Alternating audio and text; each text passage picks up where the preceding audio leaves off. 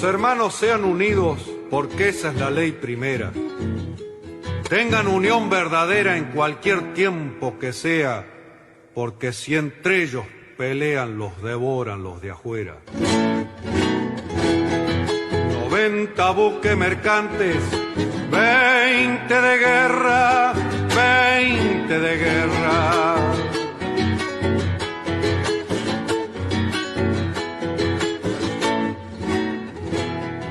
Vienen pechando arriba las aguas nuestras, las aguas nuestras.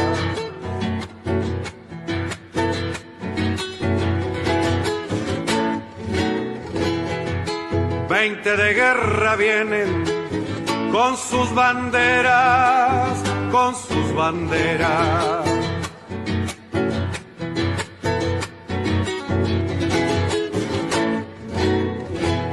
La pucha con los ingleses, ¿quién los pudiera?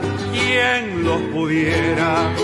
Que lo tiro a los gringos, Unigran 7, navegar tantos mares, venirse al cohete, que digo venirse al cohete. Buenas tardes, queridos oyentes. Con los acordes y el canto del triunfo, La Vuelta de Obligado, de Miguel Brasco y Alberto Merlo, interpretado por este último, hoy, 21 de agosto, damos comienzo al programa 261 de Obligados a Volver, programa que se transmite todos los miércoles y sábados a las 18 horas por nuestra página en Facebook, Obligados a Volver, programa radial. Obligados a Volver, un análisis de la realidad argentina y mundial desde nuestra mirada, que es nacional, popular, democrática, feminista, latinoamericanista y ambientalista. Obligados a volver, porque como dijo el general San Martín, cuando la patria está en peligro, todo está permitido, excepto no defenderla. Recordando además nuestras consignas fundacionales: lealtad a Perón, Cristina Conducción. Dirección: Norberto Raful y consejo de columnistas y asesores. Locución: quien les habla, Marina Martínez. En la operación técnica, Nicolás Rearte. A continuación, Norberto nos comentará, como suele hacerlo, el temario de nuestro programa de hoy.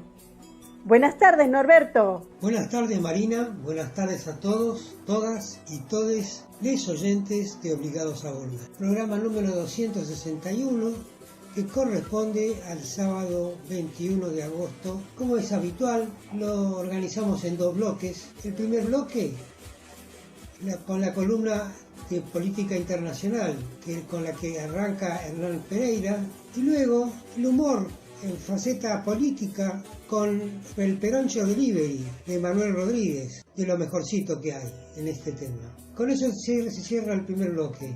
Hacemos un intervalo con algunas informaciones acerca de nuestros otros medios de comunicación y luego abrimos el segundo bloque con Daniel Sorín, nuestro invitado columnista de hoy, que se incorpora a la columna de libros, de Comentando Libros, con una excursión a los indios ranqueles. Luego pasamos a la columna Vamos al Cine de Rubén Cusati, que hoy trae a Nankín, ciudad de vida y muerte. Cerrando el bloque, entonces, a RS Positivo con su última producción. Dicho esto, ¿qué te parece, Hernán, si arrancás con tu columna de política internacional? Buenas tardes, compañeros. Este es el informe de política internacional. Mi nombre es Hernán Pereira, soy un antiguo colaborador de Obligados a Volver. La situación latinoamericana tiene como punto saliente por estos días lo que está ocurriendo en Perú. No ha cumplido todavía el primer mes de gobierno Pedro Castillo y ha forzado la derecha esta semana la renuncia del canciller Héctor Béjar. Béjar es un ex guerrillero de la década del 70 que fue amnistiado por el gobierno del general Velasco Alvarado. Recordemos que Velasco Alvarado fue un gobierno progresista que nacionalizó el petróleo y la gran minería del cobre en Perú, y duró en el gobierno 5 o 6 años, desde finales de la década del 60 hasta 1975. El Mercado Harring, que era su canciller, finalmente lo sustituyó en el poder y volvió a hacer Perú un país dócil al mandato de Estados Unidos, y se volvió todo atrás lo que había hecho el gobierno de Velasco Alvarado. Velasco Alvarado indultó a Béjar, y Béjar fue un ferviente partidario de ese gobierno en aquel momento, trabajando como periodista en la revista Oiga, una revista política de gran predicamento por aquellos años en Lima. Fuimos allí compañeros de trabajo con Héctor, un hombre realmente de muchos quilates intelectuales y de mucho valor ético y moral, un militante popular realmente convencido, honesto, íntegro, y que ahora estaba colocando a Perú en el sendero de una política exterior independiente. Y él había hecho declaraciones tiempo atrás, mucho antes de que se lo nombrara canciller y mucho antes de saber que podía llegar a ocupar ese cargo, diciendo que en realidad hace 50 años quienes iniciaron el terrorismo en Perú fueron los miembros de la Armada de ese país. Estas declaraciones fueron sacadas de contexto y editadas por un programa de televisión de la derecha el domingo a la noche, y aparecieron como una acusación del canciller directamente a la Armada, que salió a contestar con un comunicado público de términos realmente absurdos y golpistas.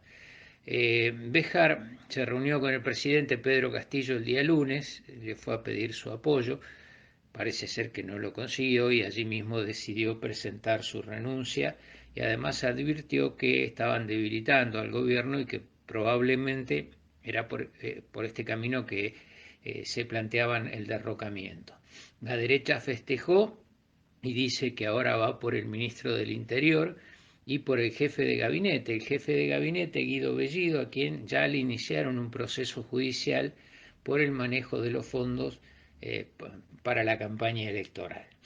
Bueno, en realidad es mucho para 3 semanas de gobierno de Pedro Castillo, y hasta ahora no ha habido una reacción del gobierno ni ninguna iniciativa política que lo ubique tratando de rechazar el avance de la derecha. La otra situación importante en nuestra América Latina es la de Venezuela. El gobierno de Nicolás Maduro va a iniciar un diálogo con los sectores de la oposición del 3 al 6 de septiembre en México, bajo la supervisión del Reino de Noruega, que es el garante de estas conversaciones. En principio todo parece marchar sobre ruedas, todos aceptaron la convocatoria al diálogo, se comprometieron a una serie de acciones tendientes a llevar paz a la situación interna venezolana y a no agredirse mientras por lo menos duren las conversaciones. Maduro ha dicho que es un éxito de su gobierno, y efectivamente lo es, ir a un diálogo con la oposición, una oposición que ha realizado actos realmente violentos y actos destituyentes para con el gobierno de Maduro, que sin embargo no ha logrado gran repercusión popular. Esto demuestra además que el gobierno venezolano sigue permitiendo a la oposición que desempeñe su papel dentro del marco de la democracia, el marco de un conjunto de libertades, que se siguen respetando, a tal punto que el Parlamento venezolano aprobó por unanimidad, con miembros diputados de todos estos sectores que van a participar de las conversaciones, una declaración en apoyo a las gestiones de paz. La otra situación importante en Latinoamérica es lo que se está viviendo en Haití. En Haití están las consecuencias del terremoto que provocó la muerte de cerca de 2.000 haitianos y heridas y problemas de salud alrededor de, se calcula que son alrededor de 5.000. Con el pretexto de ayudar a la situación, la grave crisis humanitaria que está viviendo Haití, Estados Unidos ha mandado a los marines.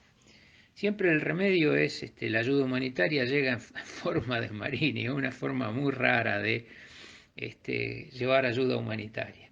Primero mandó un barco que tenía parte de instalaciones hospitalarias y ahora mandó un segundo barco de transporte para apoyo a aquel primer barco, y en realidad lo que están desembarcando son tropas de Estados Unidos con armamento ultra sofisticado y moderno, entre ellos drones y toda una serie de armas sofisticadas que lo que hacen es presagiar una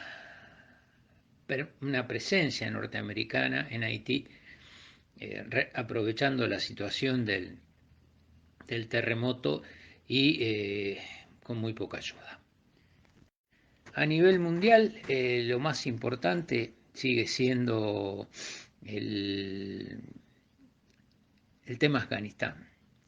La derrota militar de Estados Unidos solamente es comparable con lo que ocurrió en Vietnam en 1975, la huida de las tropas de Estados Unidos perseguidas por la fuerza del Vietcong y por el ejército de Vietnam del Norte, llevándose lo que podían. Bueno, acá ha ocurrido más o menos lo mismo. Hubo un abandono total y absoluto de lo que fueron los aliados de la ocupación de Estados Unidos de estos últimos 20 años. Estados Unidos había formado un ejército de 300.000 hombres en Afganistán y sin embargo no quedó absolutamente nada, se desintegró en horas ese ejército, absolutamente infiltrado por los talibanes desde el comienzo, donde además fueron recibiendo ayuda, instrucción militar para el manejo de los sofisticados armamentos modernos, y además les permitía tareas de espionaje y de saber con anticipación qué es lo que se proponía Estados Unidos con sus aliados de la OTAN y este ejército títere. De todas maneras, lo que van a instalar los talibanes dentro de Afganistán, ellos dicen que es un gobierno afgano inclusivo. Se proponen crear el Emirato de Afganistán. Incluso han cambiado la bandera tricolor tradicional afgana por una bandera blanca con inscripciones en árabe. Han instaurado o reinstaurado la policía religiosa, que es la que se encarga de detectar quienes cumplen o no cumplen con todas las tradiciones que impone el Islam a los ciudadanos de esas naciones, donde esa religión es mayoritaria. Es terrible el tema de las mujeres. Para el islamismo, como para las religiones monoteístas occidentales, el caso de la judía o de la católica en sus versiones más antiguas, la mujer no es un ser humano, sino es un objeto diabólico de tentación del hombre. Y entonces hay que taparla.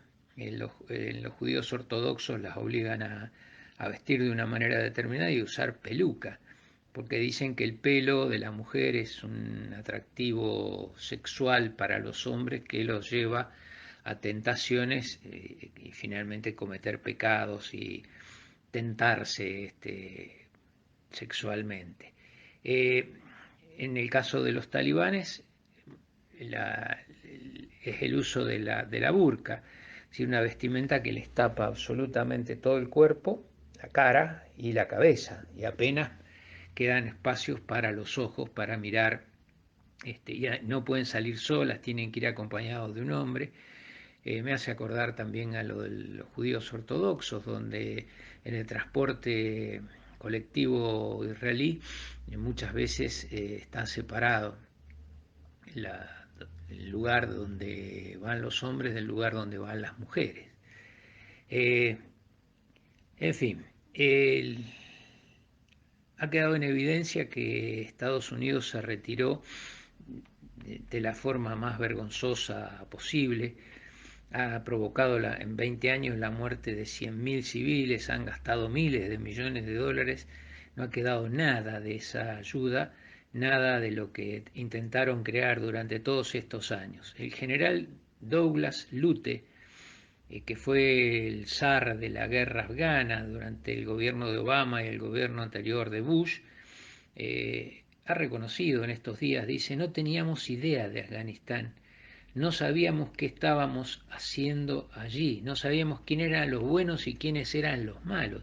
Fíjense, el hombre que tenía la responsabilidad militar de la presencia de Estados Unidos con miles de soldados en Afganistán, no tenía idea de para qué estaban allí.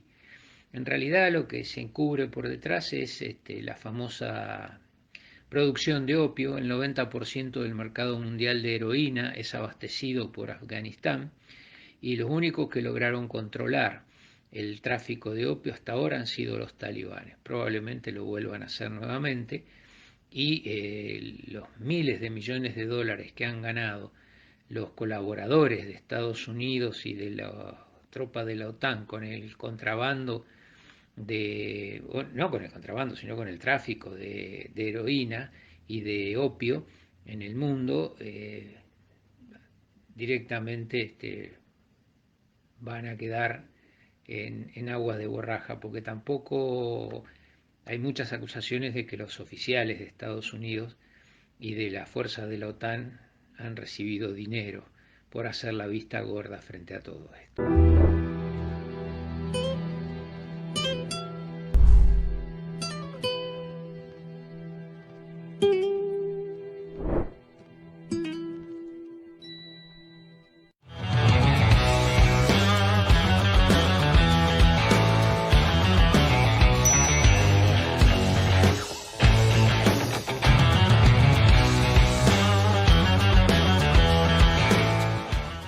Esto es Peroncho Delivery, la entrega de noticias contra la entrega de la patria. Tenemos que pedir disculpas porque el viernes tuve que viajar y no pude hacer el delivery correspondiente a ese día. Por eso vamos con esta edición especial de feriado.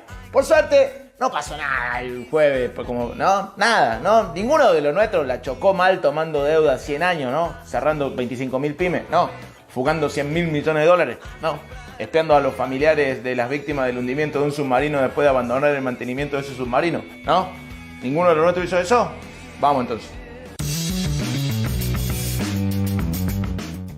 Sobre la foto, lo primero que quiero decir es que en la foto se le ve claramente, ¿no? En la cara se le ve que lo llevaron medio a la fuerza, que está a disgusto y que tiene un entorno de gente medio boba que no tiene la menor idea de que al margen de error de un gobierno popular no existe, y que con esa foto le podrían hacer un daño enorme al proyecto, ¿no? Nuestra solidaridad con Dylan, con el perro del presidente. Estamos todos calculando si esto incide o no en las próximas elecciones, y el diagnóstico depende del territorio en el que te muevas, ¿no? Si militás en las redes, te convencés de que fue un golpe durísimo. Ahora, si militás en las calles, notás que no es un tema de agenda en el barrio. Y si militás con Randazo, bueno, lo siento mucho, hermano, te mando un abrazo. El viernes daba la sensación de que el tema se iba a extender hasta las próximas elecciones. Bajó un poco la espuma ya y Fabiola se mandó un plot twist fenomenal con una foto en la que todo indica que estaría embarazada. Y la misma periodista que publicó la foto del cumpleaños del bebé, Guadalupe Vázquez, periodista de La Nación Más, que todo el arco mediático está intentando instalar como una especie de renovación del viejo vinagrismo del mismo canal, salió a decir que es una operación bebé para tapar lo otro. Lo cual, si se confirma, si es así, si esto es una operación, y habla de un nivel de estrategia y previsión que no se condice mucho con ese momento del 14 de julio de 2020 en el que a los 11 les pareció piola sacarse una foto en la Quinta de Olivos. La trama se vuelve increíble, imposible aburrirte en este país, sobre todo si no querés discutir política de Estado y te gusta entretenerte con estas cosas. Por suerte, es un decir, la oposición, es un decir, siempre se pasa de rosca y la termina chocando. Muchas visitas en Olivos era un tema polémico, un cabaret en Olivos es cualquiera. Una foto de cumpleaños es un tema polémico, sin lugar a dudas. Un juicio político por esa foto y es un poco cualquiera. Sobre todo si la fuerza política que impulsa ese juicio político dejó la vara tan alta no enjuiciando a Macri por querer autoperdonarse 70.000 millones de pesos de deuda con el Estado que aún no pagó. Por ejemplo, Alberto el viernes pidió disculpas, aunque la oposición salió con que no dijo textualmente las palabras perdón ni disculpas. Y hace 3 días que tenemos a nuestros propios cuadros políticos discutiendo reducción de daños de una foto en lugar de discutir cómo vamos a seguir recuperando la Argentina. Le estamos dando lugar a la indignación de una fuerza política que convocó abiertamente a romper cada una de las medidas de cuidado. Tienen menos autoridad ética para indignarse que Mauro Icardi. No jodás. Por supuesto, muchos de nosotros estamos como cuando tomás un café con mucha borra, ¿no? Preguntándonos, che, ¿quién filtró esto? ¿Está bien que el vocero del presidente sea la pareja del periodista que publicó la foto? ¿No es como hacérsela más fácil? Bueno, estamos todos con esa pregunta, por supuesto. Igual, si vos estás enojado, enojade con el presidente por este moco, va una pregunta. ¿Cuántas cunitas menos son esta foto? ¿Cuántos conectar igualdad menos? ¿Cuántas jubilaciones menos?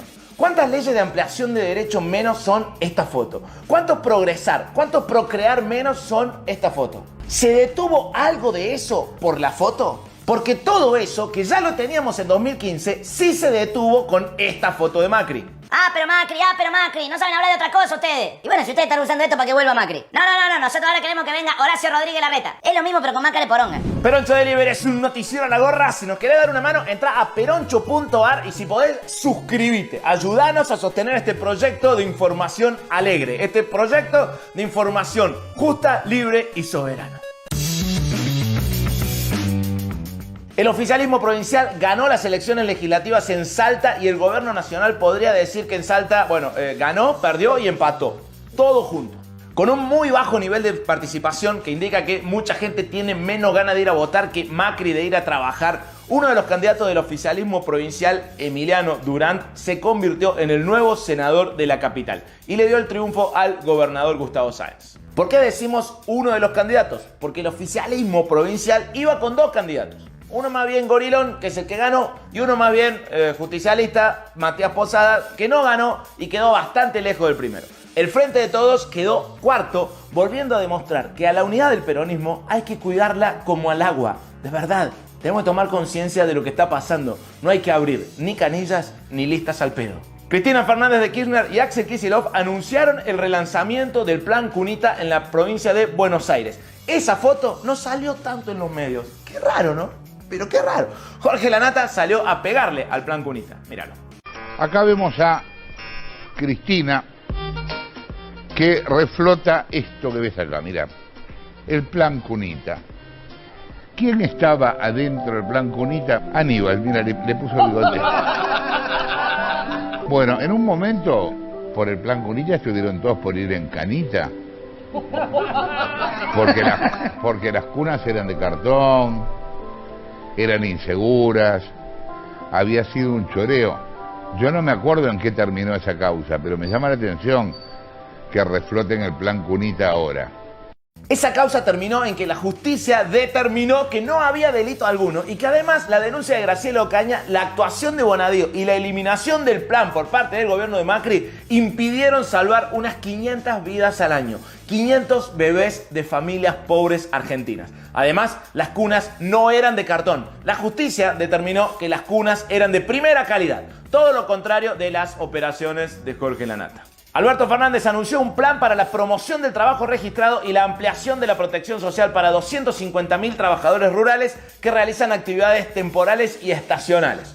¿Qué quiere decir esto? Bueno, ya que los dueños de los campos se niegan a pagar sueldos dignos que les permitan a los trabajadores optar por el sueldo y no por el plan, el gobierno les va a permitir a los trabajadores estacionales conservar los planes sociales junto con el empleo en relación de dependencia.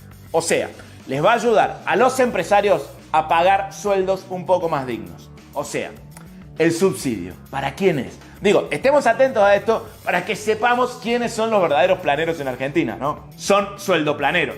Mañana será el último acto en el que el gobierno realizará un anuncio de gestión, ya que el calendario electoral establece el día 18 como fecha límite para este tipo de actos, teniendo en cuenta que vienen las elecciones. Alberto y Cristina van a estar juntos en Avellaneda, donde entregarán la casa número 20.000, terminada desde el inicio de gestión.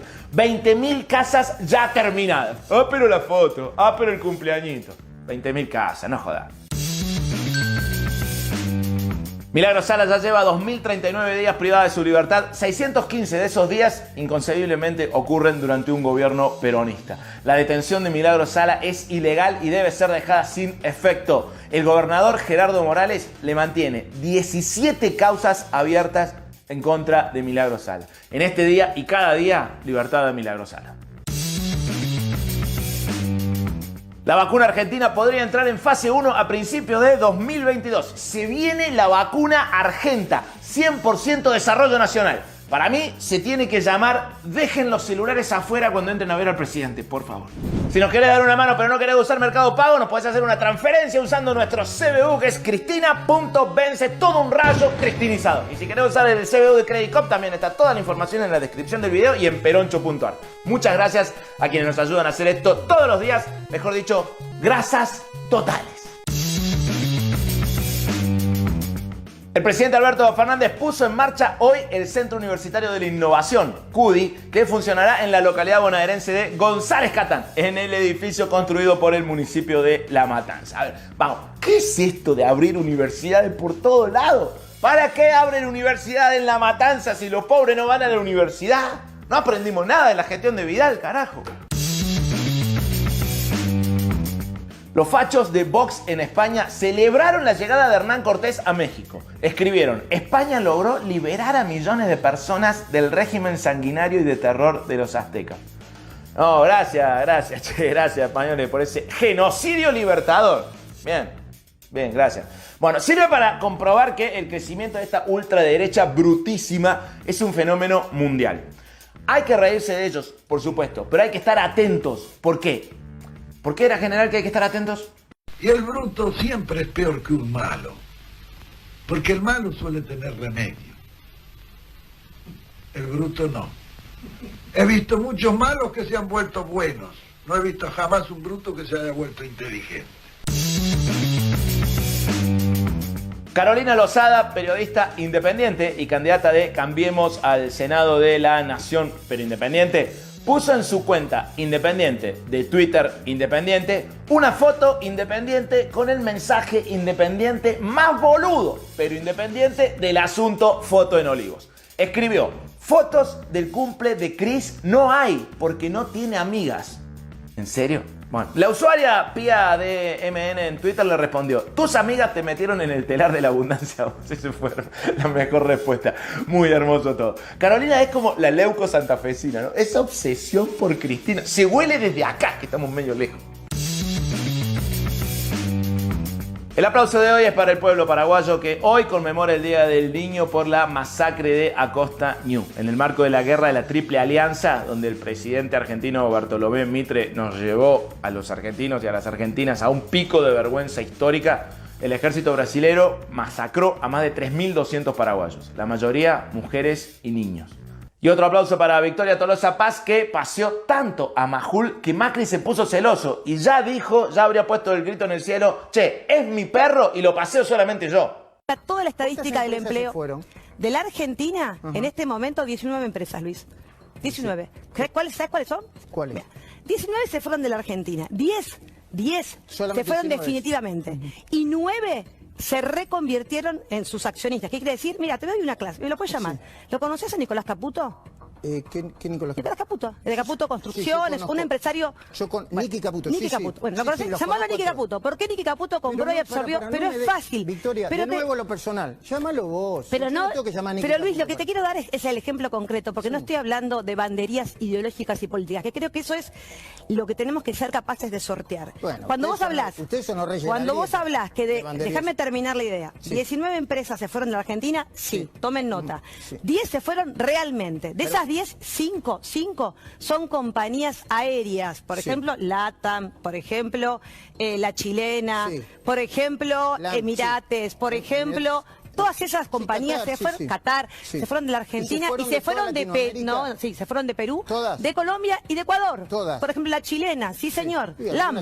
No, LAM, ahí no gobierna el Frente de Todos, claramente. ¿Por qué se van? Porque claramente el COVID destruyó a un negocio de la aeronavegación de pasajeros. Muchas se reconvirtieron en operaciones de carga. ¿El desastre de la caída de la economía argentina con la de Chile? No. Estoy diciendo pre-pandemia. Luis, si me dejas terminar. ¿Me dijiste cuántas empresas se fueron? 19. Sí. ¿Se fueron 19? No, te dije, se fueron 10. 5 de las cuales son compañías de aerolíneas que se fueron de este país y de muchos lugares de la Argentina. Ya te escuché, dale. 9 de esas, escúchame, 9 de esas, 9 de las 19 fueron compradas por capital nacional, empresas extranjeras que fueron compradas. Una, te digo, muy conocida, Walmart Argentina. ¿Quién la compró?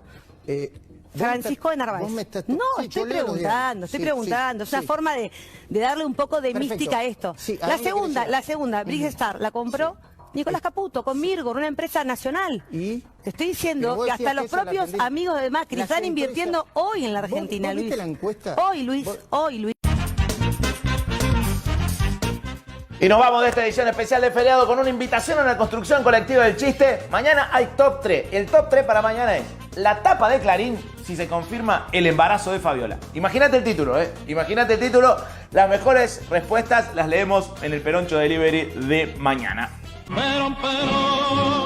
Recordá que Peroncho Delivery es un noticiero a la gorra. Nos hace falta tu ayuda para seguir haciéndolo todos los días. Se está complicando la cosa, pero sabemos que vamos a poder seguir, por supuesto. Si podés, lee el código corre con tu teléfono. Si estás en el extranjero, mandanos un choridólar, un euroabrazo a través de la gorra internacional por PayPal. Volvemos mañana, porque siempre volvemos, porque somos peronistas, siempre volvemos y mejores. Cuídate, no le dé motivo de festejo a Diego Leuco. Soy Manuel Rodríguez, Peroncho Rodríguez por parte de mis hijas, Peroncho por parte de Juan, Eva, Néstor y Cristina. Graciosos y valientes siempre. Justo el viernes me tenía aquí. Justo el viernes no pude hacer noticiero. No lo puedo creer.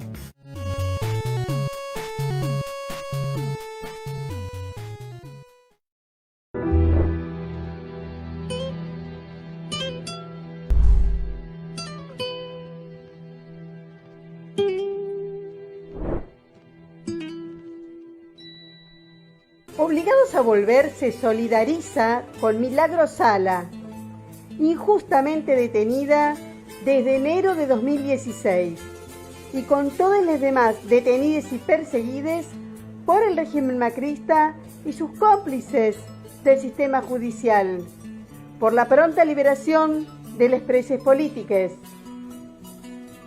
Antes de continuar con Obligados a Volver, les invitamos a conocer todos nuestros medios de comunicación. Nuestras páginas en Facebook, Obligados a Volver, programa radial, y La Lealtad Política y Cultura, con informaciones e imágenes diarias de los temas tratados en el programa de radio. El grupo de Obligados a Volver, dispuesto para el intercambio de información y debate entre nuestros oyentes. También el rotativo de Obligados a Volver, un servicio cotidiano de noticias, arte, música y buen humor al que se accede adhiriendo a un grupo de WhatsApp. Les recordamos suscribirse a nuestro canal de YouTube Obligados a Volver, donde pueden consultar los programas ya emitidos y material audiovisual en varias listas de reproducción. Y seguimos sumando espacios para compartir con ustedes.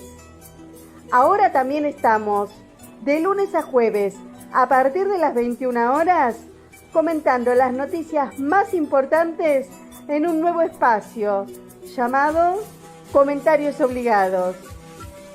Los esperamos, como siempre, en nuestra página en Facebook, Obligados a Volver, programa radial.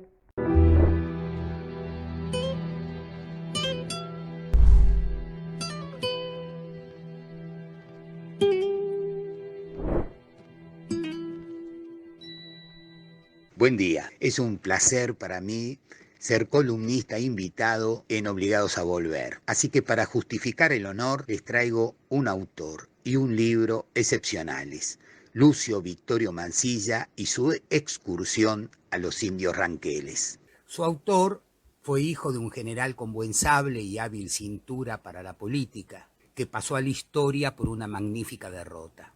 Además, fue sobrino del restaurador de las leyes, a quien supo bien mear su cama durmiendo entre él y la tía Encarnación. Hablo de Lucio Victorio Mansilla. Sabemos que durante su obligada estadía en el saladero familiar de Ramallo, lejos de interesarse en el degüello de reses, se entregó a la lectura. Cierto día lo sorprendió su padre mientras estaba leyendo y le dijo: «Mi amigo, cuando uno es sobrino de Juan Manuel de Rosas, no lee el contrato social si se ha de quedar en el país, o se va de él si quiere leerlo con provecho».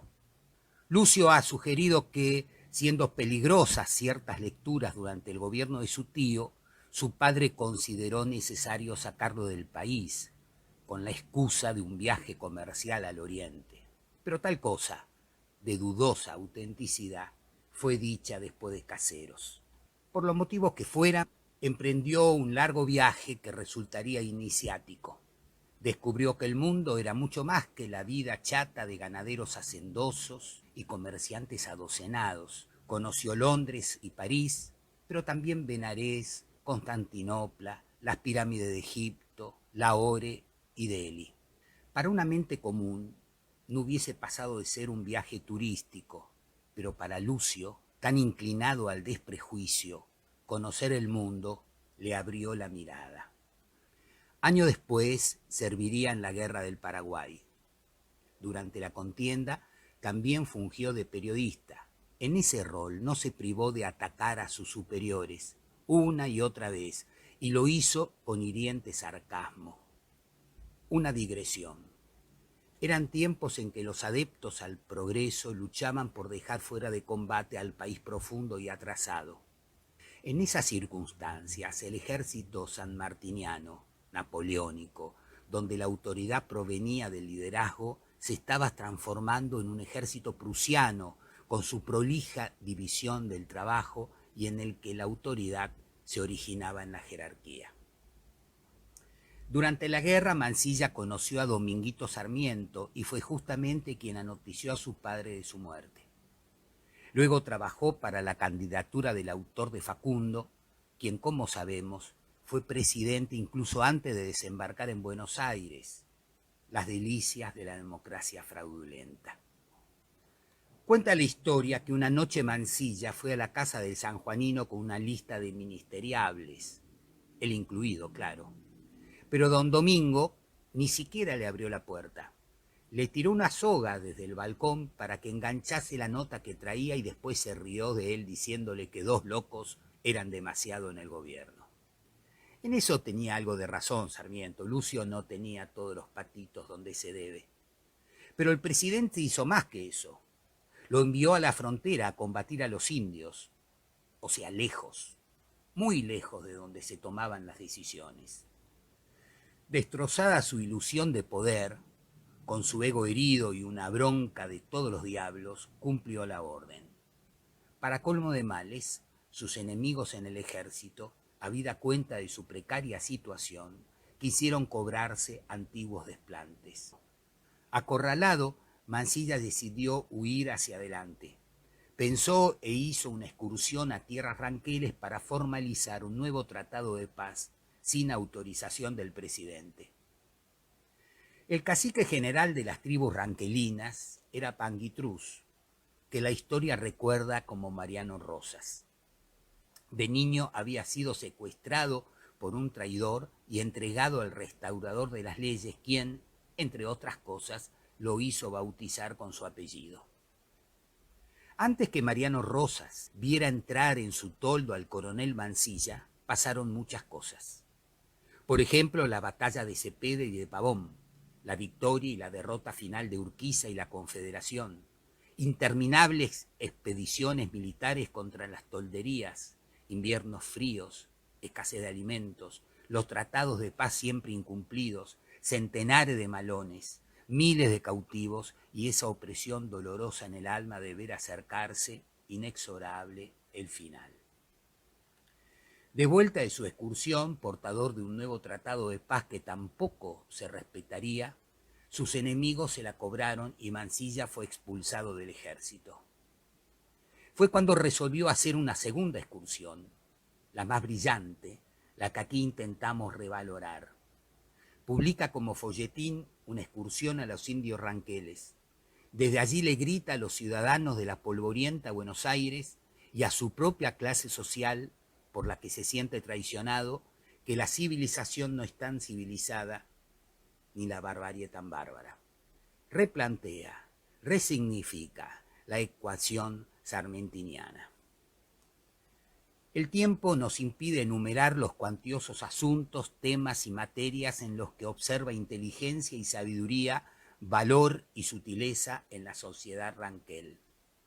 Vaya como ejemplo su opinión sobre el matrimonio indio, al cual no duda en considerar superior al cristiano. En esas páginas encontraremos al indio peleador, consumido por el alcohol, pero también al platero genial y al estadista prudente. Hay también un diálogo revelador. Hermano, dice Mansilla, los cristianos han hecho hasta ahora lo que han podido y harán en adelante cuanto puedan por los indios. Hermano, contesta Mariano Rosas, cuando los cristianos han podido nos han muerto, y si mañana pueden matarnos a todos, nos matarán. Nos han enseñado a usar ponchos finos, a tomar mate, a fumar, a comer azúcar, a beber vino, a usar bota fuerte. Pero no nos han enseñado ni a trabajar, ni nos han hecho conocer a su Dios. Y entonces, hermano, ¿qué servicio le debemos? Una excursión a los indios ranqueles es una obra sociológica extraordinaria y un producto literario fundacional. Un edificio construido a partir del desprejuicio. Es absolutamente notable que se considere al Facundo de Sarmiento y no a la excursión de Mansilla como obra liminar de la literatura argentina. Es notable y bien pensado, revelador. Porque Mansilla cometió un delito que los hombres del progreso consideraron imperdonable: dar entidad al indio, otorgarle condición humana. Se estaba tramando la conquista del desierto que debía concluir con un casi completo aniquilamiento de pueblos originarios. Y todo genocidio debe ser ciego al otro, porque no es el odio, sino la negación de la condición humana lo que lo hace posible. Hoy es hora de redefinir el progreso, cuestión esta de absoluta actualidad. ¿Puede el progreso incluir la desaparición de pueblos y culturas? ¿Podemos llamar progreso a lo que destruye los derechos humanos y explota el trabajo? Lucio Victorio Mansilla era un dandy de las clases pudientes, un insoportable pagado de sí mismo y también una mente abierta y un exquisito narrador. Una excursión a los indios ranqueles es un texto extraordinario que puede leerse como novela y como ensayo antropológico, con una pluma tan moderna que cuesta creer que fuera escrito hace un siglo y medio.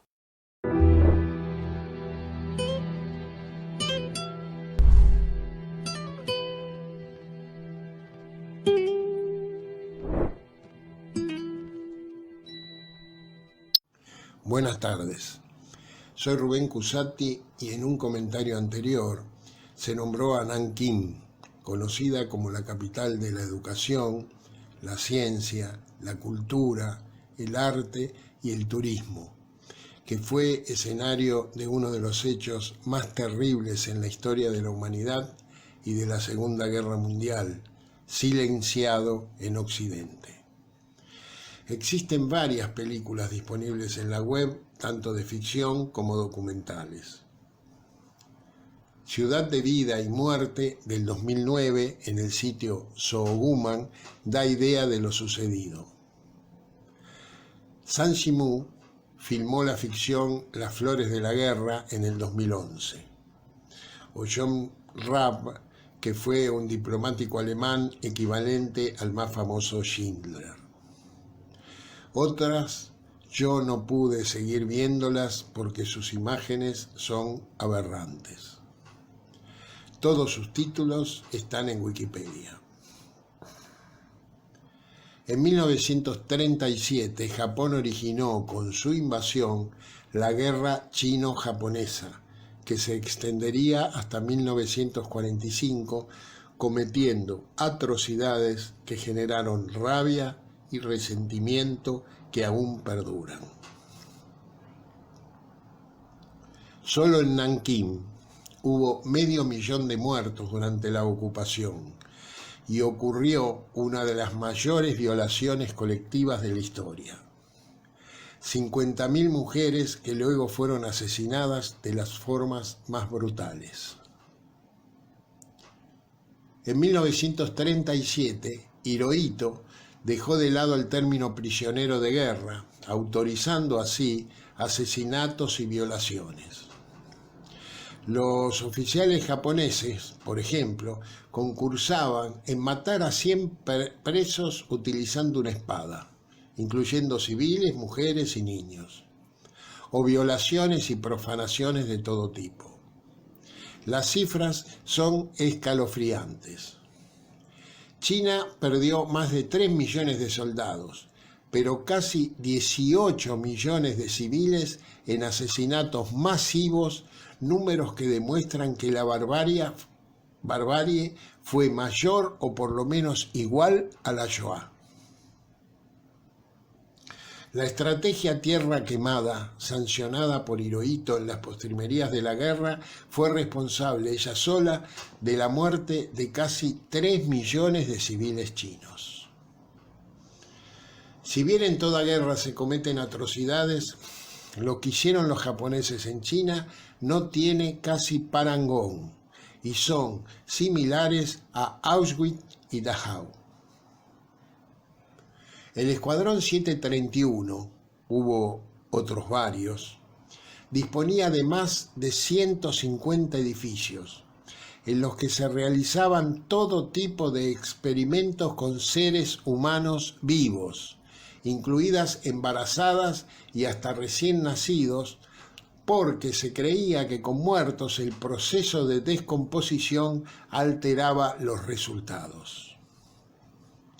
Su comandante, Shiro Ishii, llegó más lejos que Mengele y fue responsable de los más horribles crímenes de guerra de nuestra época. En este siniestro laboratorio experimental se les quitaban miembros a los presos para volverlos a unir del lado contrario, o se extraía el estómago para ligar el esófago a los intestinos y estudiar los resultados. Se usaban blancos humanos para probar granadas o lanzallamas o bombas de gérmenes, armas químicas y bombas convencionales.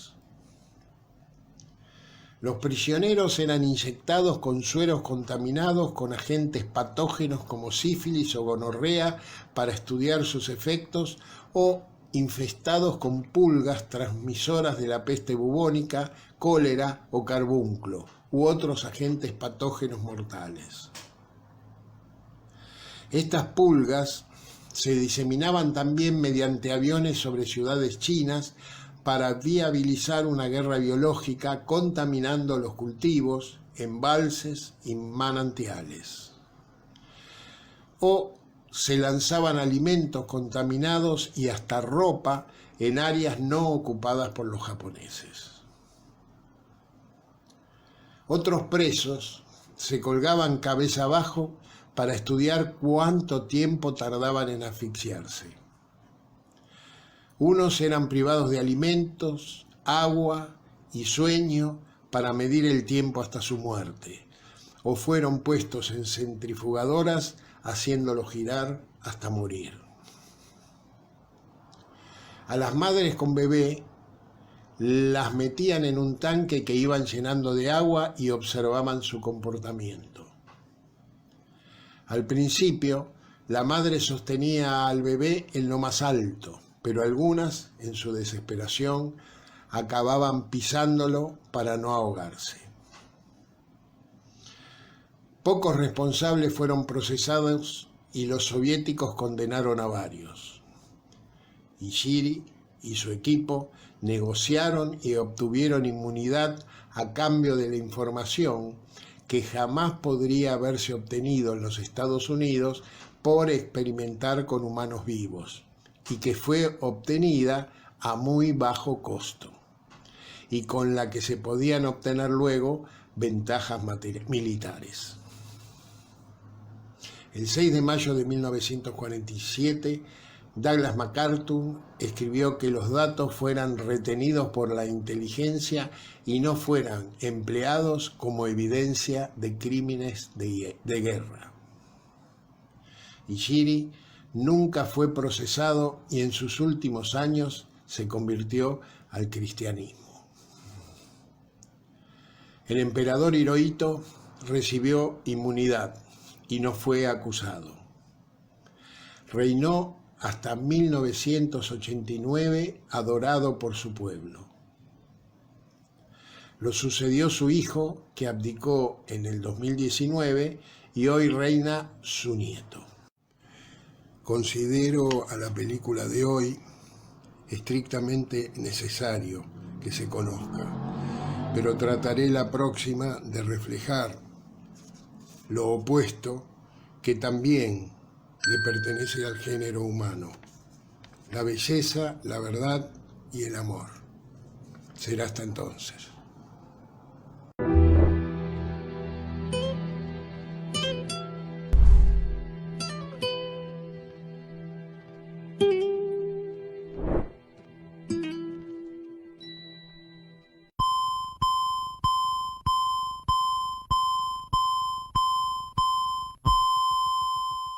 Oye, es necesario tener bien claro que hay dos modelos por aquí. ¿Cuáles son? Uno es el neronismo, como Nerón, el romano que quemó todo.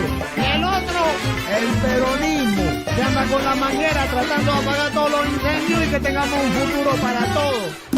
Se vienen las elecciones del 21 y entre tanto candidato hay que elegir uno. Votar en una pandemia es bien complicado. Y hay dos modelos en pugna, vida o mercado. La vida busca justicia con tolerancia y un reparto equitativo de las ganancias. El mercado gana aunque la gente no coma. Se parecen a Nerón en tiempo de Roma. Nerón no pero no Nerón. Hay gente que siembra mucha confusión. Nerón no pero no Nerón. Quieren convencerte que el incendio es la solución. a mi abuelita ya la convencieron, compró los fósforos y la gasolina. ¡Sácale los fósforos! Ella dice que va a votar para el incendio porque es lo que le dicen los periodistas que mira todo el día. ¡Apágale la tele! Los neronistas defienden sus privilegios. ¿Los de mi abuela o los de ellos? Para ellos lo popular es un sacrilegio. Los peronistas, en cambio, como nosotros, sabemos que no hay opción, la patria es el otro. Los neronistas coachados se muestran serios, pero sabes que trabajan para el imperio. A mi abuela le encanta el imperio. El peronismo es distinto y muy diferente. Trabajan para la patria y toda su gente. Pero no, el futuro pende de tu decisión.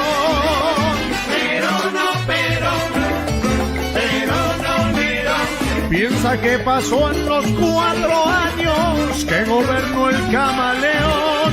Pero no, el modelo neoliberal trabaja para el patrón.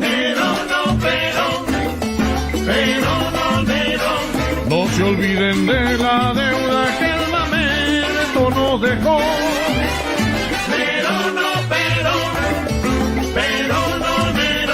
Con el odio te convencen y te venden el buzón.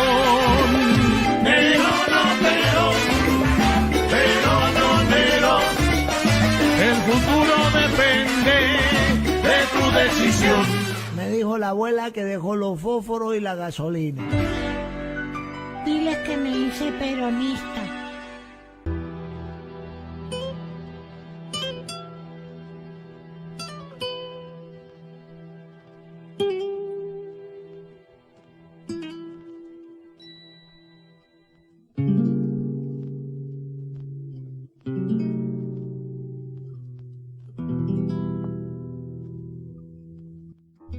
Se nos está terminando el programa. Agradecemos a nuestro operador, Nicolás Rearte, por su trabajo que nos permite salir al aire. A todos los oyentes por su atención, especialmente a los que ponen me gusta en nuestras páginas de Facebook. Antes de despedirnos, les recordamos que nuestro programa de radio, Obligados a Volver, se transmite todos los miércoles y sábados, siempre a las 18 horas. Y los comentarios obligados, de lunes a jueves, a partir de las 21 horas. Este fue otro programa de Obligados a Volver, acompañándoles en sus casas desde la de cada uno de los que hacemos este programa, cumpliendo las disposiciones del Gobierno Nacional en la lucha contra la pandemia. Volvimos, pero estamos obligados a seguir militando, porque la patria sigue estando en peligro, ya que la derecha reaccionaria, que no acepta que fue derrotada en las urnas, acecha sin disimulo para desgastar y combatir a nuestro gobierno, elegido por el pueblo. Por eso, continuaremos nuestra tarea siguiendo el legado del Libertador San Martín. Cuando la patria está en peligro, todo está permitido, excepto no defenderla. Recordando y reivindicando nuestras consignas fundacionales: lealtad a Perón, Cristina Conducción.